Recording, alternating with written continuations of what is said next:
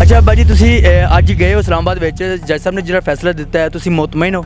बहुत अच्छा उन्होंने फैसला दिता, उन्होंने बहुत शुक्र है। वो बाप है किसी का बच्ची का, इंशाल्लाह बहुत अच्छा आगे भी इंशाल्लाह अच्छा ही चलेगा, इंसाफ मेरी बच्ची ਨੂੰ ਮਿਲੇਗਾ। ਤੁਸੀਂ ਆਪਣੀ ਬੱਚੀ ਨੂੰ ਦੱਸਿਆ ਅੱਜ ਆ ਕੇ ਕਿ ਜੀ ਗ੍ਰਿਫਤਾਰ ਹੋ ਗਈ ਹੈ, ਕੀ ਬੱਚੀ ਨੇ ਦੱਸਿਆ? जी कहती फिर बहुत शुक्र है, मेरा इंसाफ मिलेगा इंशाल्लाह। ਅੱਛਾ ਤੁਹਾਨੂੰ ਕਿਸੇ ਧਮਕੀਆਂ ਵਗੈਰਾ ਦਾ ਵੀ ਸਾਹਮਣਾ ਕਰਨਾ ਪੈ ਰਿਹਾ?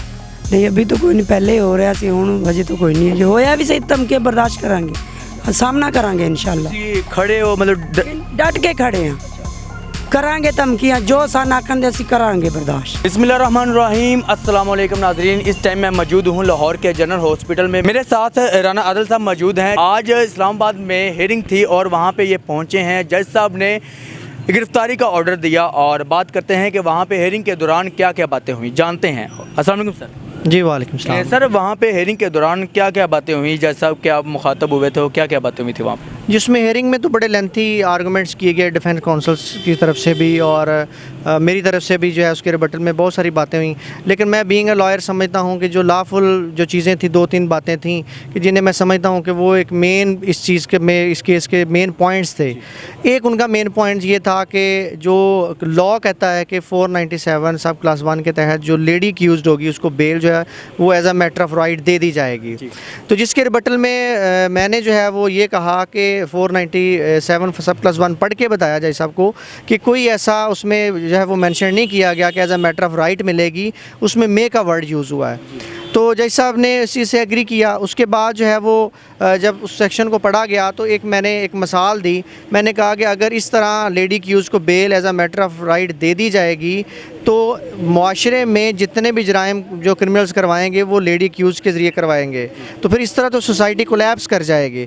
जिस पे जज साहब ने मेरी बात से एग्री किया और आफ्टर सम टाइम जो है वो और लेंथी आर्गूमेंट्स किए गए और मौके पे जज साहब ने कहा जी कि मैं ये फ़ैसला करता हूँ कि बेल जो है वो सोमिया आसम की जो है वो मैं डिसमिस करता हूँ और हियरिंग जो इसको यहाँ पे रोकता हूँ।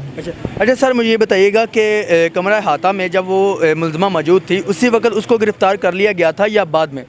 जी मैं ये समझता हूँ कि एज़ पर लॉ जो है वो कोर्ट प्रिमिसेस में अरेस्ट नहीं किया जा सकता और ना ही पुलिस की तरफ से कोई ऐसा जो है वो कंडक्ट किया गया है। पुलिस जो है वो तैयारी में थी, पुलिस वहाँ पे मौजूद थी, लेकिन वेट किया गया है कि वो कब जो है वो प्रिमिसेस से बाहर आती हैं ताकि कोई भी काम जो है वो गैर कानूनी ना हो। जैसे ही वो प्रिमिसेस से बाहर आई हैं तो उन्हें पुलिस ने अरेस्ट करके बाहिफाजत जो है वो थाना में ले गए हैं। सर हमें ये बताइएगा कि वो एक जज की बीवी है, तो क्या ख्याल है कि आज गिरफ्तारी हुई है, कल को फिर वो बेल ले सकती है, बेल हो सकती है? नहीं मैं ये समझता हूँ कि आज जिस डिटर्मिनेशन के साथ जो है ये केस सुना गया है और जिस कॉन्फिडेंस के साथ जो है ये सारी बातें हुई हैं, ऑनरेबल कोर्ट ने बड़ा कोऑपरेट किया है कि दोनों पार्टीज़ के साथ और मेरिट पे फैसला किया है। कोई एक किस्म का भी तासर ये कोर्ट की तरफ से नहीं आया कि वो एक जज की बीवी हैं, तो किसी तरह का जो है इस पर्सपेक्टिव से जो है वो इनको रिलीफ दिया जाए। सर ये पाकिस्तान का बहुत बड़ा केस है, क्या फैमिली को या आपको किसी थ्रेट्स का सामना करना पड़ा? जी मेरे क्लाइंट की इंस्ट्रक्शंस के मुताबिक जो है वो ये मुझे बताया गया था कि स्टार्ट पे जो है ये थ्रेट्स मिलते रहे हैं और परेशान किया जाता रहा है, लेकिन जब से ये एजेंसीज़ अपनी डोमेन में रह के इन्हें प्रोटेक्शंस भी दे रही हैं और इन्हें जो है वो बच्ची को प्रॉपर जो है वो केयरिंग भी दे रहे हैं, तब से जो है वो इन्हें ऐसा कोई थ्रेट जो है वो मसूल नहीं हुआ अभी तक। अच्छा गवर्नमेंट इनको सिक्योरिटी वगैरह भी दे रही है? जी बिल्कुल, ये मैं 2-3 दफ़ा यहाँ पे विज़िट पे भी आया हूँ, बच्ची से मिलने आया हूँ, वो आईसीयू में मौजूद थी, तो मैंने खुद नोटिस किया कि जो सिक्योरिटी है वो हिडन सिक्योरिटी भी दी गई है ताकि वो चेक किया जाता है कि कोई ऐसा बंदा जो है वो इन्हें आके प्रेशराइज़ ना करे या इन्हें कोई नुकसान ना पहुँचाए, जो हमारे नोटिस में है। तो फिर हमने 1-2 जो ऑफिसर्स उनसे बात की कि ये बंदे यहाँ पर बैठे हुए हैं, तो हमें इनसे जो है वो डर है कि ये हमारे नुकसान ना करें, तो हमें बताया गया कि ये आपकी हिफाजत के लिए बैठे हुए हैं, ये पब्लिक को नोटिस कर रहे हैं कि कोई ऐसा जो है वो बंदा आपको आके नुकसान ना पहुँचा सके। अच्छा बाजी तुसी ਅੱਜ ਗਏ ਹੋ ਇਸਲਾਮਾਬਾਦ ਵਿੱਚ ਜੱਜ ਸਾਹਿਬ ਨੇ ਜਿਹੜਾ ਫੈਸਲਾ ਦਿੱਤਾ ਹੈ ਤੁਸੀਂ ਮੁਤਮਈਨ ਹੋ? बहुत अच्छा उन्होंने फैसला दिता, उन्होंने बहुत शुक्र है। वो बाप है किसी का बच्ची का, इंशाल्लाह बहुत अच्छा आगे भी इंशाल्लाह अच्छा ही चलेगा, इंसाफ मेरी बच्ची ਨੂੰ मिलेगा।